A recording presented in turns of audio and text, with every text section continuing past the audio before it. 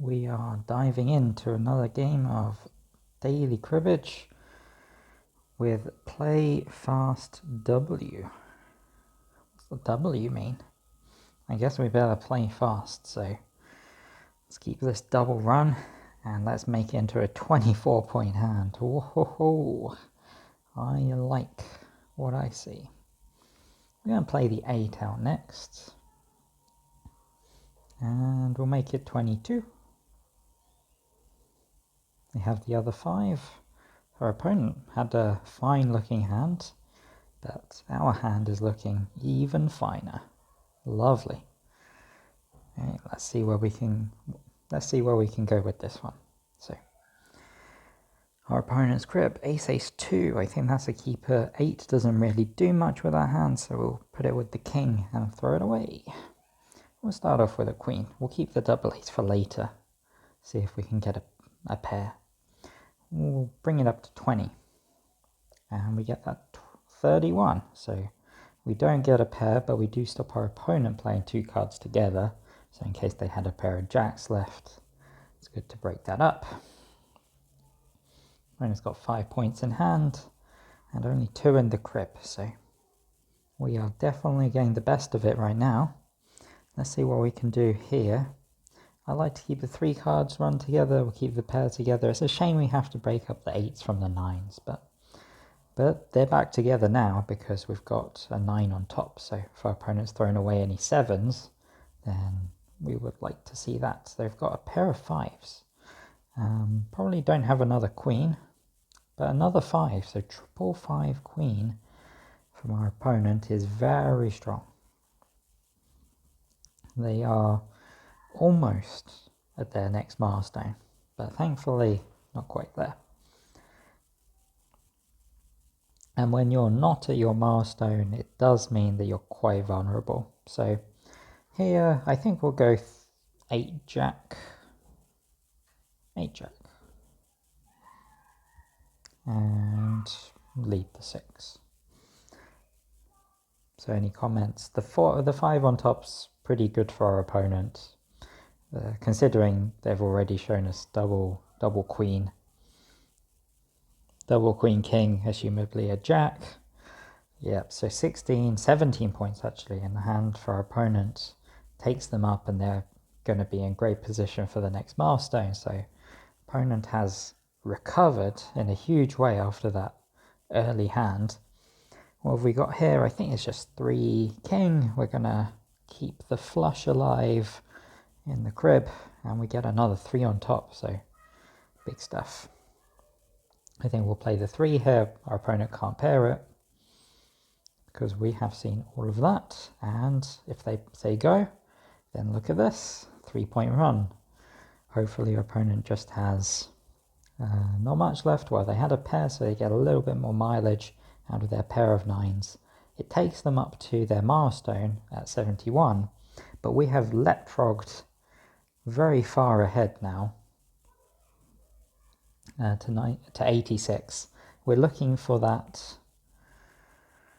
We're looking for that 10 points to get us up to 96. So we're going to pair this because now we are going to get those points. We had 8 points in hand, maybe 9 points actually if we had the right color jack, which we didn't because our opponent had it. So 8 points for us takes us to 96. Really nice. Our opponent is a little behind once more.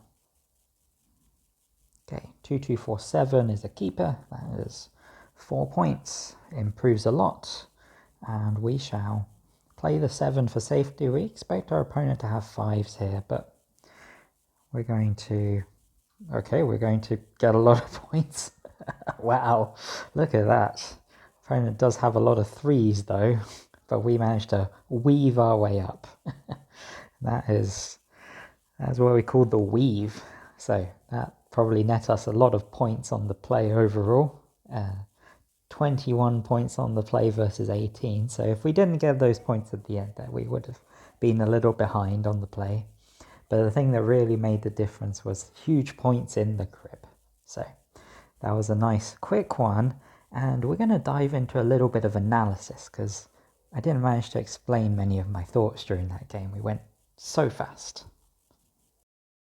So this was a position where I didn't really know what I was doing. Let's slow down and have a look at this one. We are currently at 46 points. Our opponent's at 41 points.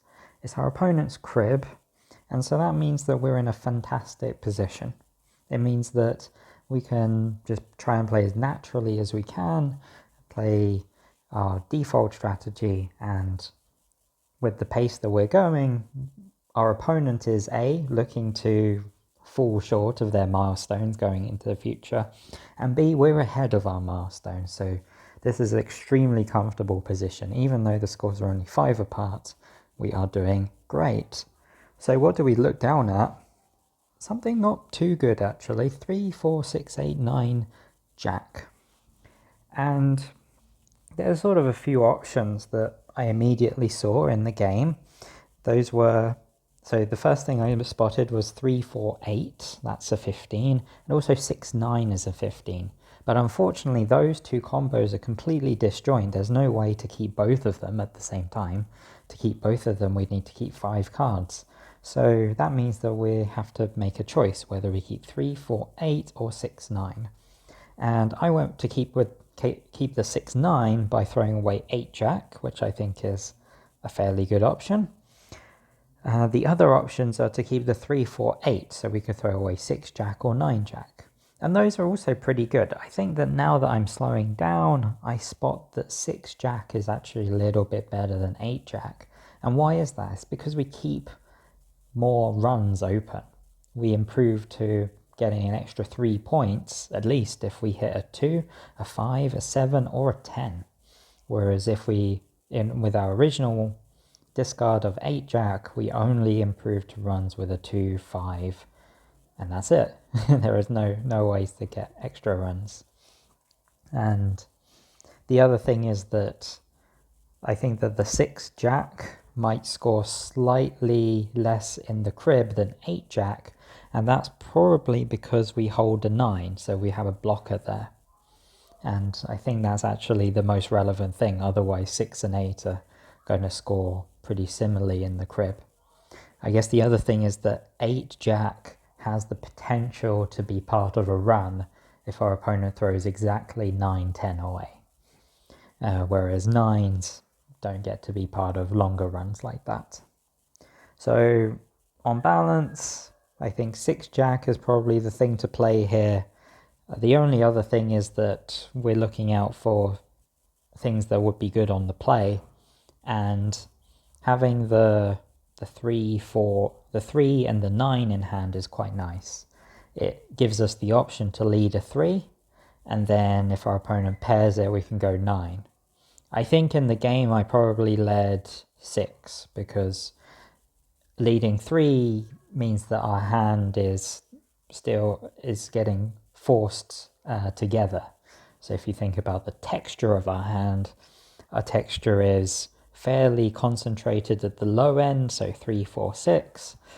And if I play out the 6, then I'm making my texture still, I'm pushing my texture outwards. So 3, 4, 9 is going outwards. And also we keep the play open so that if our opponent plays 9, then we can pair the 9. The other thing we keep open is the 3, 4, which might be a trap later. So for instance, if our opponent goes to 16, we play our 9 to go to 25, our opponent plays out a 5, say, and then on the next round, well, actually on the next round we have to play first, so trapping a 5 is very rare with 3, 4 in these lines when we're pwn, but it's sometimes possible. Let's see what the computer says.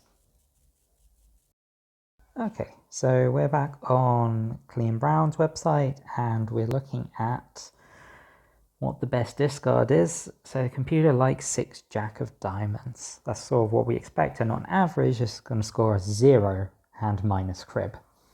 So that means the hand is worth approximately the same as the crib. And if we compare that then to our 8 Jack discard, yeah, so in the crib they do look pretty similar, but all of the factors that we talked about, such as the fact that we block the 9s in the crib if we throw away 6-jack, and also 8-jack can make runs, all of that contributes to an average of about 0.07, which is not much at all. What is surprising though is that in second place, according to the computer, is the 9-jack discard. And what's the reason for that? Well, it's the hand, isn't it? So the hand is scoring the highest average, 4.74, but the crib is also scoring a bit higher, so it's not the best thing to do. The higher crib makes sense. Our opponent only needs to throw away a 10 in order to get more points out of the crib when we throw away 9-jack. However, why does 3, 4, 6, 8 score more points in hand than, say, 3, 4, 6, 9? And the answer to that, I think, is quite simple. It's just that 3, 4, 6, 8, it improves with every card that's not a 10. So if we get an ace on top, then ace 6, 8 is 2 points. If we get 2, then we obviously get the run. If we get a 5 or a 7, then we're making runs again. And if we get a 9, then we've got 6, 9 in hand. So only the picture cards are going to stop us scoring points from the top card if we throw away 9-jack. And how many are there? Well, there are originally 16 cards that are worth 10, but we've seen one of them. So 15 out of 46, which is just slightly less than a third of the time are we getting 2 points. And the rest of the time we're improving by at least 2 points. So a lot of the time more than 2 points. Whereas 8-jack, we're scoring 2 points quite a lot of the time. We're scoring 2 points if we get any of those 10s, but also we're scoring 2 points if we get an ace or maybe even a 7 as well. I don't think 7s help us. The only thing that works slightly, I think for that reason, 9-jack might be quite clearly better than 8-jack, which is surprising because it's not something that I immediately saw when I looked at this hand. I definitely saw after a while the 6-jack, but maybe this is a good way to think about it is you start off by identifying the parts of the hand you want to keep together. In this case, we want to keep the 3, 4, 8, and then we look at all of the other things that we can discard, so the 6-jack, the 9-jack. If we throw away the 3-jack or the 4-jack, then we're getting rid of a lot of points there because our opponent's going to score so much better in the crib. As you can see, 3-jack already on average worth about 5 points, and you have to scroll further down maybe. No, 4-jack is right below. It's worth about 4.8 points on average in the crib. So if we have a look at the differences between the hands, notice that, so 6-jack, just slightly less than a third of the time scores 2 points, and 8-jack is exactly 50% of the time we score 2 points. And this distribution here, it's a little more spread out. So we do have the opportunity, if we throw away 8-jack, to get 9 points, which we don't with the 6-jack, but that's not what we're going for in this particular situation. We want the best average improvement, and that's offered to us by 6-jack. So I think that's everything I have to say about this particular hand, and I think we had a good game today, so I hope you enjoyed, and I will see you in the next one.